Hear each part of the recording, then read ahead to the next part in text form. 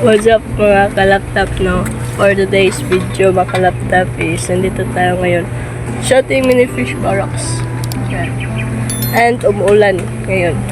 So, pakita ko sa inyo mga kalaptop yung mga fish natin dito kasi matagal din tayong hindi nakapag-upload. Ayan, kasi busy na, kasi eskwela na guys. And then, every 1 week lang tayo makapag-upload. Gaya ng sinabi ko guys is busy na tayo guys.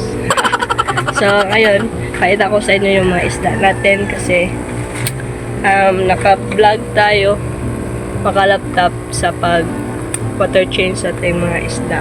And then ngayon, pakita sa inyo yung mga isda natin kasi may na-observe ako sa mga isda ko makalaptop kapag hindi ko sila gaano pinupuntahan dito kasi nga dahil na din sa busy tayo, hindi na natin sila mapakain ng everyday, every other day na tayo magpapakain sa kanila mga kalaptop. And then yun yung sistema natin or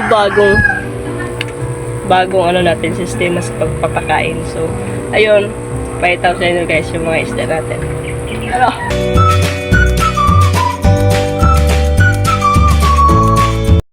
Ayun mga kalaptop, ito yung isda natin. And then hindi pa ako nakapaglinis dito or nakapag water change kasi naka water change tayo last week. And then ngayon naman is hindi muna tayo magwa water change or depende na lang siguro mga kalaptop kapag naisipan ko mag water change. Diba? So ayan, malinis pa naman yung mga tubig nila dyan sa mga lalagayan nila. And then may mga poop lang talaga siya. Ayan o, yung mga poop nila. Yan yung nakadumi tingnan. And then dito naman sa ating mga tuxedo koi na mga guppies. Ayan, marami sila mga kalaptop. And may mga kulay na din yung mga buntot nila, yung katawan nila. And then may napag-iwanan din dyan mga kalaptop kasi hindi sila sabay-sabay na lumaki kasi may first, second, and third batch tayo, di ba mga kalaptop? So yun, yung iba dyan is wala pang mga kulay. And then ayan, malinis naman tingnan yung mga lagayan nila. And then dito naman sa ating red dragon guppy, ayan, yung mga dumi nila dyan is yun yung mga BBS na binibigay natin sa kanila. And then naubos naman nila mga kalaptop. And then yun lang, may maraming dumi. And then yun. Then dito sa ating mga koi, ayan, makikita nyo talaga na sobrang laki na ng mga koi natin. Yan no, yung mga kois natin. Then yung mga bagong bili na koi is mga malalaki na rin. And yan, hindi natin alam kung ano, gaano pa sila kalaki dyan pag lumaki itong mga maliliit na to. Kasi 6 yung koi natin na nabili or na swap last year. And then malaki na sila ngayon.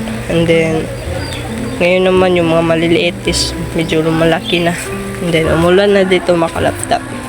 Then dito naman sa ating mga goldfish. Ayan, malinis pa naman yung mga yung tubig niya, no. Then sa mga guppies natin dito, yan, mga malaki na guys yung mga na own breed natin, no. And ayun, malawak lang talaga dito sa ating mini fish barracks. And then ito yung mga storage box natin sa tuxedo koi, 4th batch na to makalaptop. And then mga malalaki na. And wala namang kaso makalaptop kapag dito lang sila, no. Ayan, no, may mga kulay na. And madumi lang talaga siya kasi siya lang yung nandito na kapag mahangin is pumupunta talaga yung mga dumi dito.